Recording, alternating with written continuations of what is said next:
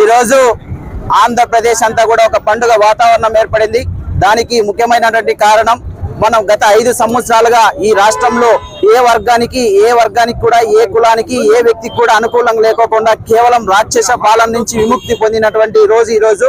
గౌరవనీయులు ఈ రోజు ఎన్డీఏ ఉమ్మడి అభ్యర్థిగా చంద్రబాబు నాయుడు గారు ముఖ్యమంత్రిగా ప్రమాణ స్వీకారం చేయడం ముందుగా వారికి శుభాకాంక్షలు తెలియజేస్తూ, అలాగే ఈ రోజు భారతీయ జనతా పార్టీ ఒక సాధారణ కార్యకర్తగా వచ్చినటువంటి సత్యకుమార్ గారు ఈ రోజు ధర్మవరంలో పోటీ చేసి ధర్మవరంలో ఉన్నటువంటి స్థానికంగా ఉన్నటువంటి గత 5 సంవత్సరాలుగా ఏదైతే కేతిరెడ్డి గారు అరాచక పాలన నుంచి విముక్తి పొందుతూ అక్కడ ఉన్నటువంటి ధర్మవరం ప్రజలు ఏదైతే సత్యకుమార్ గారు గెలిపించారో నిజంగా